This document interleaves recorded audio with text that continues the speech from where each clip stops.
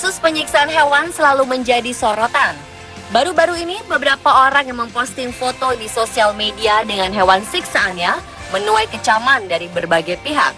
Siksaan yang dilakukan terhadap hewan ini ada yang disengaja dan ada pula pihak yang tidak mengerti jika hewan tersebut merupakan satwa terancam punah yang seharusnya dilindungi. Bagaimanapun juga, meskipun manusia memiliki harkat dan martabat yang paling tinggi di antara makhluk ciptaan Tuhan, namun hal itu tak seharusnya malah digunakan untuk menyiksa hewan. Berbagai pihak bahkan menuntut jika para pelaku penyiksaan terhadap hewan ini harus dihukum. Berikut, On The Spot merangkumnya dalam 7 penyiksaan hewan paling dikecam di Indonesia.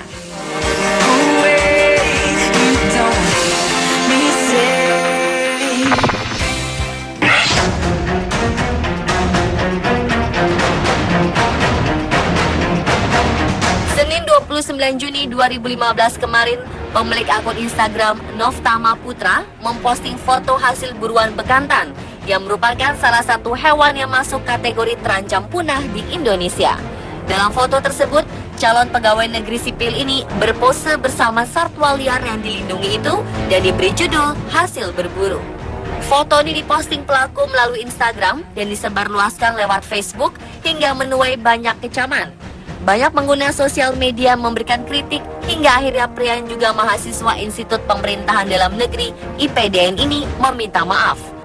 Meski demikian, anggota Scorpion Wildlife Trade Monitoring Group, Marison Luciano, mengatakan, meski sudah meminta maaf, proses hukum harus tetap ditegakkan bagi siapa saja pelaku pembunuh bekantan itu.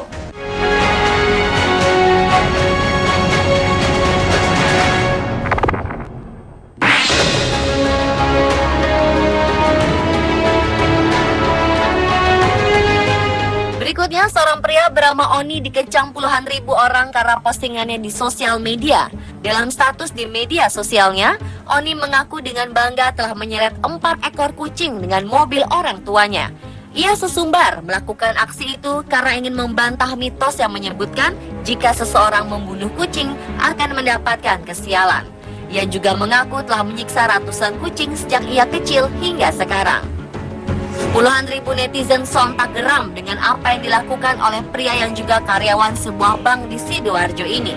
Dengan mengatasnamakan Surabaya Sidoarjo Koalisi Kucing Domestik, para netizen ini menggalang petisi meminta Kapolres Sidoarjo AKBP Anggoro Sukartono untuk menangkap Oni dan memenjarakannya. Selain itu, dalam petisi tersebut juga meminta pihak bank tempat Oni bekerja untuk memecatnya sebagai karyawan. Menanggapi petisi tersebut, pihak kepolisian kemudian langsung menyelidiki kebenaran kasus ini. Sementara itu, pada Rabu 1 Juli 2015, pihak manajemen bank tempat Oni bekerja telah memohon maaf dan menyesali pernyataan yang dilontarkan karyawannya tersebut. Petisi ini sendiri dimulai pada 26 Juni 2015 dan hingga hari ini telah ditandatangani oleh sekitar 35.000 orang.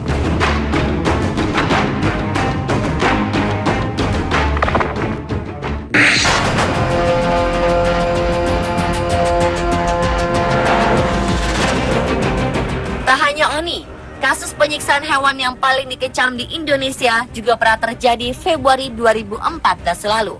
Seorang pria bernama Danang Sutowijoyo langsung menjadi sasaran kecaman setelah melakukan aksi penembakan terhadap kucing dan memamerkan foto kucing yang telah mati di media sosial miliknya. Foto yang diunggah di sosial media tersebut disertai dengan kalimat yang menunjukkan bahwa Danang bangga telah menggunakan senapannya untuk membunuh kucing.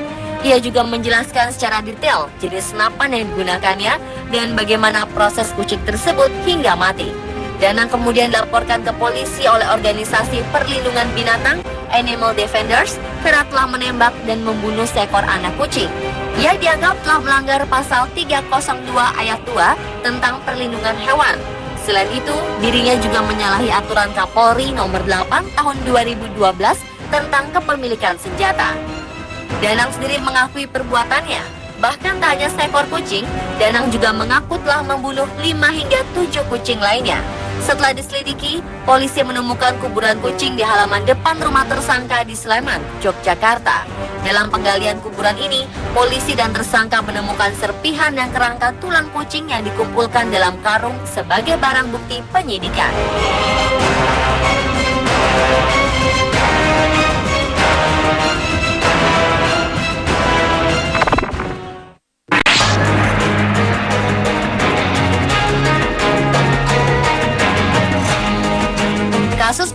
hewan juga terjadi pada Februari 2015 lalu.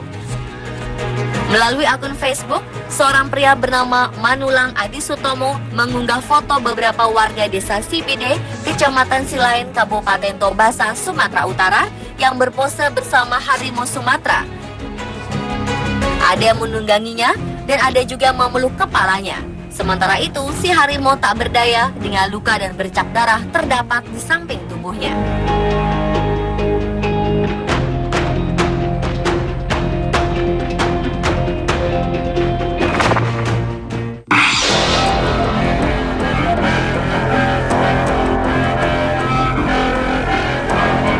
Pemilik akun Facebook bernama Polo Panitia Hari Kiamat dikecam karena membakar hewan yang diduga orang utan. Dalam postingannya tersebut, pemilik akun Polo Panitia Hari Kiamat mengunggah 4 foto dalam kombinasi foto kolase dan single foto yang menggambarkan seekor satwa dibakar dalam sebuah perapian yang sengaja dibuat dari tumpukan kayu dengan menambahkan catatan dimasak gawe buka puasa. Tindakan keji Polo membunuh dan membakar orang utan itu memicu amarah kalangan pencinta satwa. Belakangan diketahui, orang yang memposting foto-foto tersebut adalah pria berusia 23 tahun bernama Lutfi Kurniawan, warga Kecamatan Pangkalan Lada, Kabupaten Kota Waringin Barat. Tim Badan Konservasi Sumber Daya atau BKSD Pangkalan Bun bersama tim Buser Polres Kota Waringin Barat akhirnya menangkap Lutfi dan pelaku lainnya bernama Dadun yang nampak jelas pada foto yang diupload di Facebook tersebut. Menurut pengakuan Lutfi, tujuan mengupload foto-foto tersebut di akun miliknya hanya untuk gaya-gayaan. Dia tak menyangka perbuatannya tersebut merupakan tindak pidana. Sampai saat ini, kedua pelaku masih dalam pemeriksaan secara intensif oleh petugas.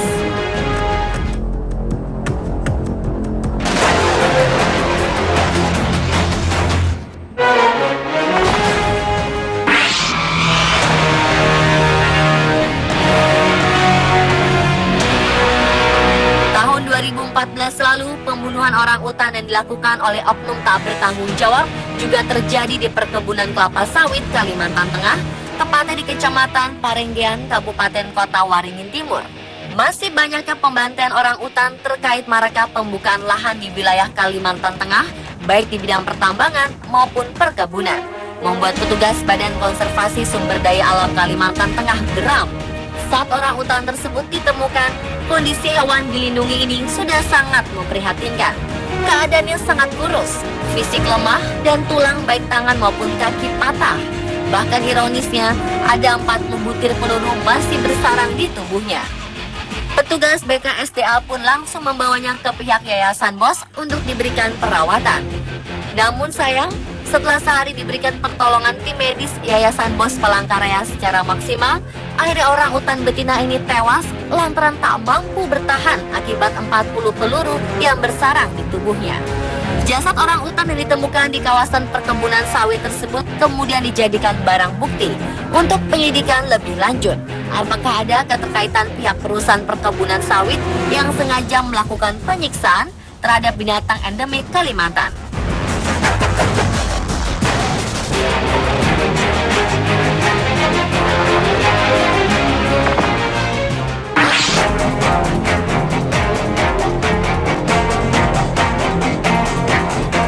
Indonesia juga pernah menjadi perhatian warga dunia, terutama bagi penyayang binatang. Bukan prestasi, namun kekejaman pada hewan yang sangat dikecam. Hal ini terkait kebun binatang di kota Surabaya, Provinsi Jawa Timur, yang diberi gelar oleh surat kabar The Daily Mail Inggris, Jumat 27 Desember 2013, sebagai kebun binatang paling kejam sejagat.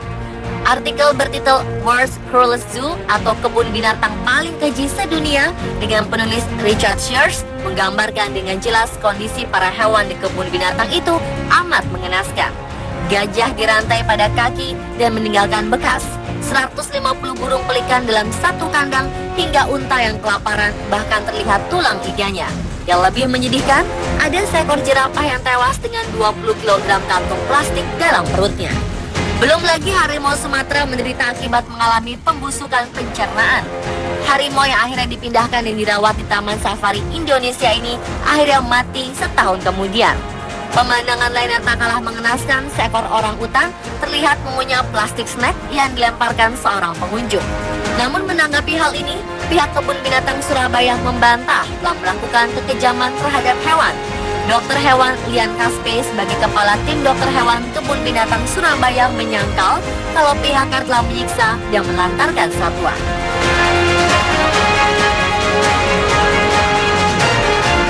Dan pemirsa, itulah 7 penyiksaan hewan paling dikecam di Indonesia versi On Spot.